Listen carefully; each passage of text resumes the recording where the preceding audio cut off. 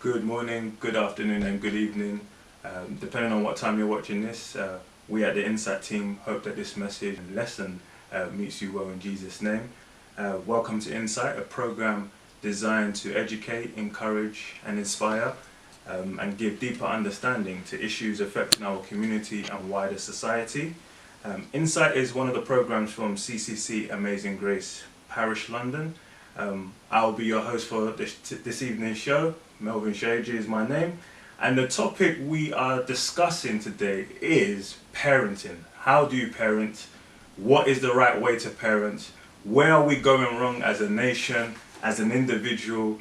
And we have our guest speaker, Ikenem Robertson, a great woman who is also a host herself, a presenter. She has her own show on Facebook called The EK Show. That's correct. She is a barrister. She practiced in the Republic of Nigeria. She's an author. She is a great advocate for positivity in the community, especially for women. She has been an array of events in the African and Caribbean community, trying to educate, trying to better people in general. And yes, she's going to give us her own insight into parenting, and we're going to have a discussion about it as well. Do you want to kick us off? Or? I mean, it's really strange when you have somebody who tells you about yourself. I hope I can follow that. I hope I've done justice, and I hope I haven't left too many things out. You're welcome. And we also have with us Mrs. Elizabeth Akinsanya, who is also a great woman in the house of the Lord. She's also one of the mothers of Amazing Grace Parish. She's a prophetess, as she likes to be only titled as, but she's a great woman also of substance. You're welcome, Ma. Thank you very much. You're welcome, Ma. Thank you. Right, let's kick this off. Wow. Insight, parenting. Let's First go. of all, let me say thank you for inviting me onto this platform to talk about this subject that's very, very close to my heart, and many of us too. Because when you look at what's happening to our children, Yes. parenting has to be looked at very, Yes, very yes. seriously.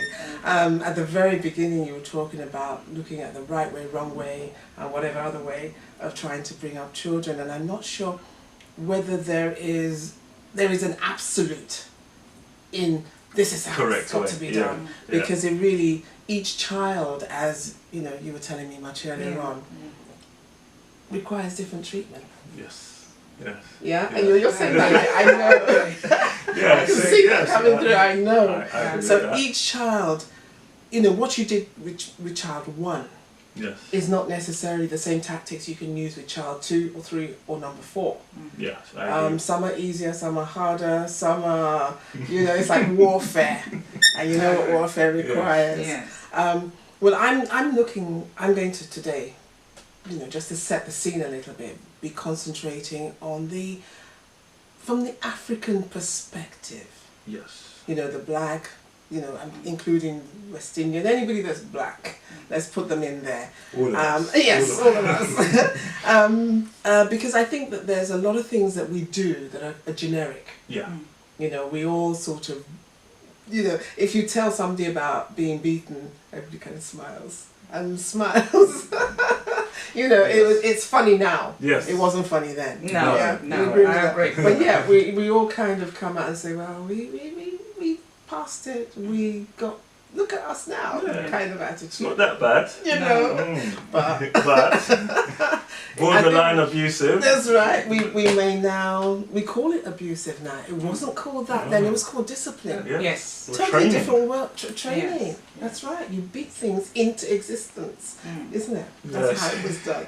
But we'll come to that in a few minutes. Now, a lot of what I do comes from through an organisation called AFRUCA, which is Africans Unite Against Child Abuse, Okay. and they, many years ago, with their founder Debbie Ario, set up AFRUCA to look at the Africans' experience because of, in particular, you remember Victoria Columbia Yes.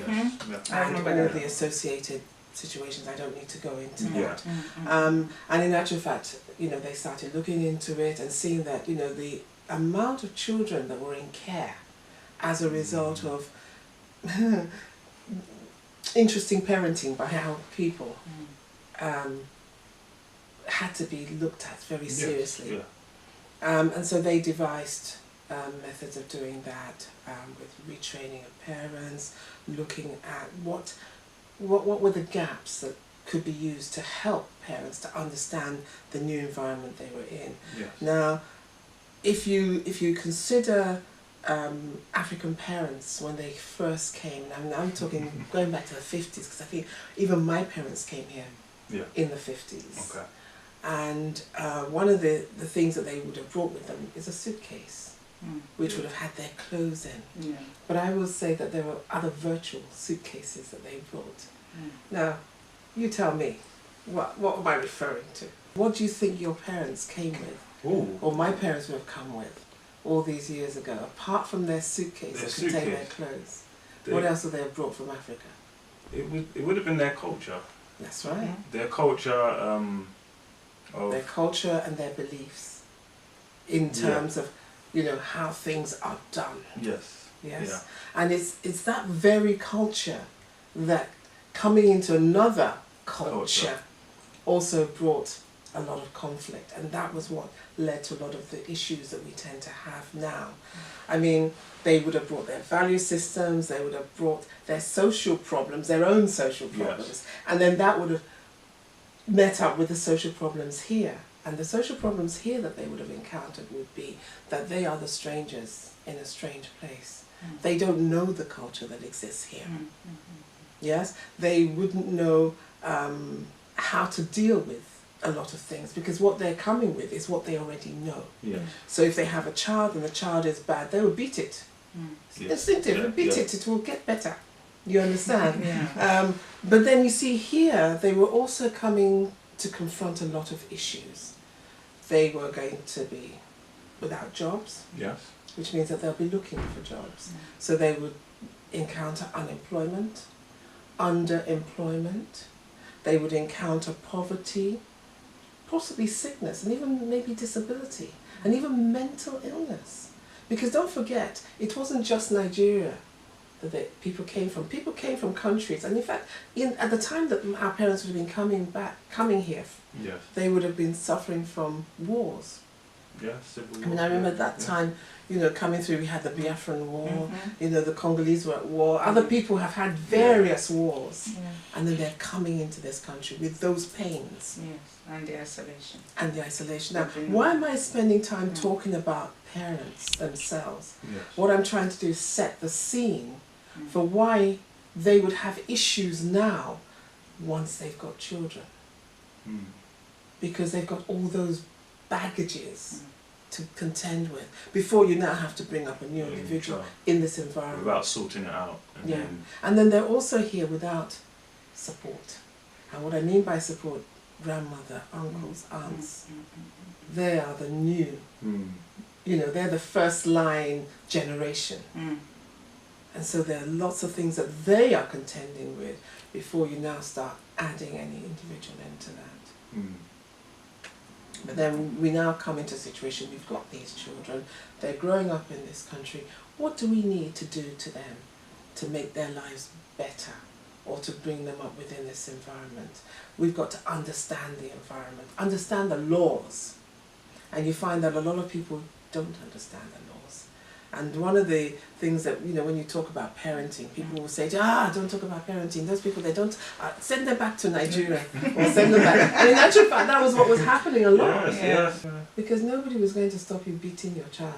And if, you know, if they didn't get beaten by the teacher, the other pupils will sort the matter out. Straighten you up. You know, you can just imagine somebody at 13. I remember a very good friend of mine, she had a 15-year-old who was particularly troublesome. And she couldn't cope because she was a single parent. And the answer in those days was to actually send the child home. So the child arrives, you know, with his English accent, call blimey, you know, tough kind of thing. And then suffer some abuse when he gets to Nigeria. And for the next 2 years was begging his mother to come back. I'm going to be good. I'm going to be all right, Mommy. I won't do that anymore. I won't do this. but she kept him there. By the time he got back, he was a very straightened individual in time for university. So then what is wrong then? What's wrong with our culture then? Doesn't Plenty. What, okay, in this environment, what it about doesn't work. It's against the laws. What about the migrants that have left Nigeria and don't want to leave the culture? Because I know a lot of proud Nigerians that will tell you that, nope, discipline, beating is what has got me here or Yes. to where I am in life. Why should I leave it alone now that I'm here in the UK? I believe there's a big difference between beating and discipline. When I came into this country, one of the things that really surprised me a lot was a lot of Nigerians having kids, but because they have to work, then most of their kids are being looked after by a nanny outside London. And I remember I went to visit a family with this son, you know. When I got there, the house was, and I met this woman, I'm not gonna, to me it was just this, a picture that stuck in my head. This woman was just, because of her, the size of her weight, which is, you know, she was just sitting there like this baby of 3 months was on top of her. And I looked at this auntie and I said, is that your child? She said, yeah. And the first thing I said, why? That was the first thing that came into my head. But this was what was happening around 1989-90 when I came in. You know, because they have to work. They believe that, you know what, the childcare, there's no childcare here. We have to take this child outside London. Some of them leave the child there for years. Yes. Because this child actually lived with this nanny for more than 5 years. And she would just go when she take her day off or weeks off and she bring the child home. There was a day that the child was actually crying to go back. You know, and the first question to go back to the nanny. To the nanny, okay. No, it was the nanny. She paid the woman to look after it. Okay. And the first question I asked them was, okay, where is your love? You know, this child is getting the love of the nanny that you're paying. You know, and now the child must be about 20 something, a lot older now. And you can see that there is a gap between them. Well, this is what we're needing to unpack, because you see, a lot of times when people come with their culture, our culture didn't allow you to love your child in an affectionate manner, bringing them close to you. It was almost like bringing up an animal or bringing up a dog, and you tell it sit, stand, stop, run, jump. You know, and the child gets to the point where it says, oh, how high, how this, how that, and that's about all. I mean, I remember the times I would go out with my parents, and you were taken around to their various friends that they were going to go and see. Yes. Of course, their friends don't always have children, so it's like sit in that corner and wait, I'm coming. So that you'll be sitting in the sitting room like this, waiting for whatever they're talking about, you know, or you fall asleep, or you watch TV, or you're distracted by something. Yeah. When they finish, then they pack you up and you go home. But they never actually talked to you. There was never any communication with you because you were a child. And even if you asked a question, it's not for you.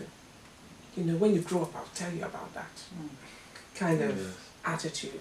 So there was no communication. Now, you know, when you are, you know, looking at how you bring up a child, you've got to look at basically 3 aspects of that. And one of them is how you build your integrity as a parent. This is why I was going through earlier on the discussion about being a parent and what they are going through. Yes. Then there's the aspect where you have to start looking at your child's mental well-being.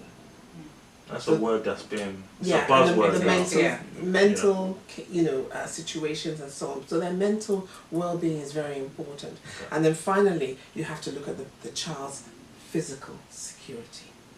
Those are really what your child is asking you about. Very important. You know, and that comes under, you know, where within, you know, Africa we talk about physical, emotional neglect and sexual abuse. Okay. Those are the areas of abuse, and they fall into this category, and I'll show you how as we discuss. I mean, one of the first things I say with the parental integrity is that your child emulates you, copies you.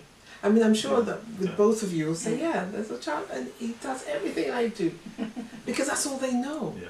You are, as a parent, the first line of contact with the world and with what needs to be done.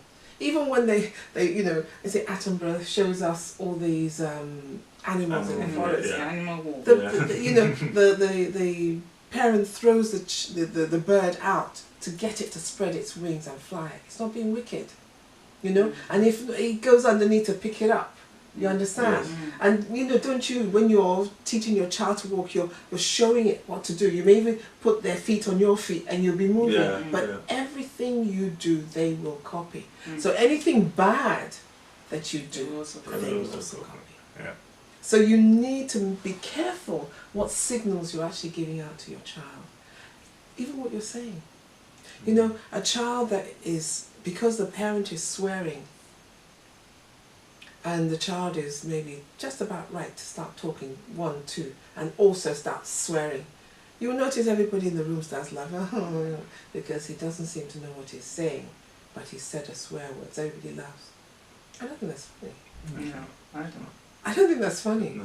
Because a child swearing at the age of 2 is very different to a child swearing at the age of 15. Yes. It's not so cute anymore. No. Now this is becoming problem. ridiculous. Yeah. Yeah, it's a problem. Yeah. It's a real problem. It's an issue by It that is, time. it But is. you see, it should have been flagged up ages ago. Yeah. At the age I of do. 2. Yeah. Yeah. But even before that, it should have been flagged up in the mouth of the parent. They should never have said it. Yeah. They shouldn't even be using that kind of language. So you can only get what you put in. Yes. It's like the old thing that they say about computers, rubbish in, rubbish out. Rubbish. That's true. So that is very important. You as a parent, be calm. They're going to copy. If your wife says something and you shout at her, the child will do the same. In fact, I remember one of these YouTube. This little boy was saying, you can look it up. I don't know how to look it up, but it says Linda, Linda, Linda, Linda, and he was talking to his mother. I think Did I've you- seen that. Yeah, yeah. I think I've seen that. I've seen And that, you know what? Some people will look at that and laugh. When I looked at that, do you know what I could see? The father. Yeah. And what? Maybe years to come, you will see in the future. Mm. So Because- we are the first role models Yes. for our Absolutely. children. The mirror, Absolutely. the first one. You And I know? think we all forget that. Yes. We're all guilty of You doing forget one that or you're- two you're things. being watched. Yes. And it's like when you now see the child doing it and you're like, where'd you get that from? Just look back. Is it Yeah. me? Yeah. But sometimes when some parents cannot even recognize that it's wrong. Because it's already part of them. Yes. Talking about And swearing these are the words. issues. Because these you are have the to issues. know something for you to be able to teach it. Exactly. Yeah, if you live and breathe and eat swear, then when your child say it, it's like, oh, Hazel has first word. Well, this is It's why, rude. but you see, that comes back to this thing where, as parents, when did you get a lesson in being a parent before you became one? You don't get a lesson. You don't get a lesson, you don't even yeah. get a lesson how to make children, but you That is very true. and before you know it, You get a lesson for everything else. You get a module of how exactly, to but be. you don't get Yeah. taught how to be a parent. So you But hold kind on, of, do you think anybody can actually teach parenthood? why not? Because, No, going no. back to what was said before, everybody's going to be different, isn't it? But we Yeah, can but- have, There are ways. okay. There are ways, I believe, in getting that message through. Mm. Because you know what? The first lesson comes from what you experience as a child. Yes. Because what tends to happen then is you either go for it or against it. Yeah. And the for or the against delivers the child you're going to have Mm. your own issues with. Mm. And I think one of the things that's happened is there's been so much rebellion amongst some of us who were, I was going to say brought up, but dragged up by our parents, beaten up, Yes. To grow. literally to grow. Yeah.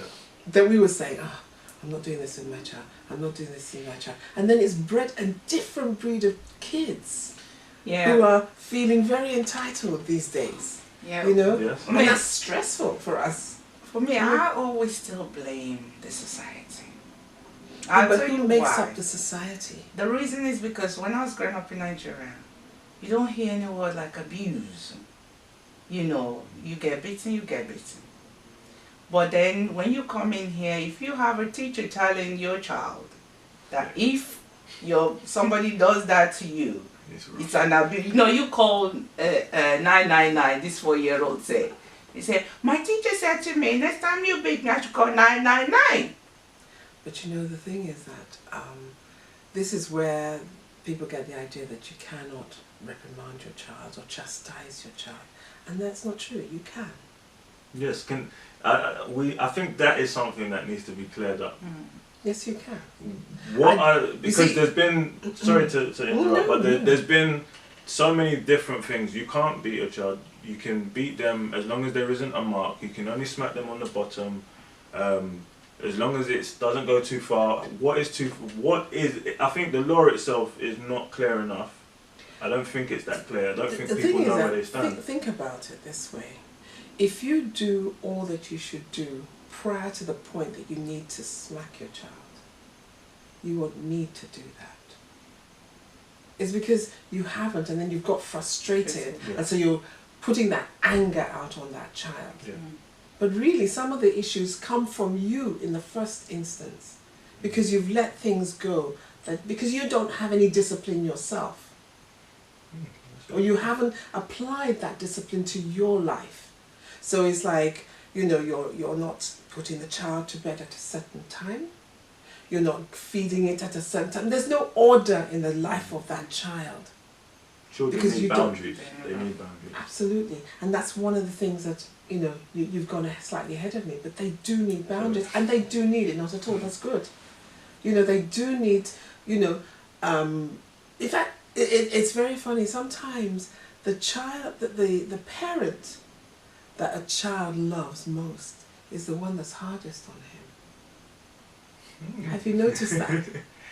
You know, I'm not saying that they beat them, but that's the one that actually gives them the discipline and doesn't allow, you know, doesn't. I've noticed that in them. But if they can get round you, it's like they don't have any respect, or they don't take you seriously. You know, it's a funny thing, but I've noticed that in some children, because they know it's like, I remember when I was growing up, my mother was quite lenient on me, or not lenient, but she was okay. You know, you can get things done. But the moment like sometimes mothers are. Oh yeah, well, I had to throw that in there. You've got to have the toughen that up. Sorry, I had to put that in there. But hey, somebody's got to do the soft bit. You know, it's like the good cop, bad cop thing. You know, which isn't good. No, but you know, so it's like wait till your father gets home. So you had that. Yeah. You know, that's why sometimes it's difficult for a single parent who has to be both, or has to be just down the middle hard because say she has only boys in the house, or you know, sometimes we change the way in which we bring up our children. If they're a girl, if they're a boy, they can't do this, can't do that, which is understandable and it's important. I mean, going on to sort of talking about the mental well-being of our children, one of the things that we have to be careful of is to criticize the behaviour and not the child. Okay. You know? That's very difficult sometimes because... Why is it difficult? It's difficult because when you're having a conversation, and like you said, frustration kicks in. Maybe you've spoken to your child once, twice, 3 times, and then you say, why have you done that? Don't you know that what's wrong with you to do that? And then you say, what's the matter with you? And straight away you're attacking them, but not the behaviour. So that's what I'm saying. I guess it's a process you need to learn. That's a natural lingo, is to go that way. Because that's what... Why do you always do that? Like the language, like you said. And so what you're now wanting to do is, you know, maybe you need to look at why is it that child is having difficulty committing to that thing or doing that thing that you keep on asking. Maybe they don't understand the reason or the danger of doing a thing a certain way.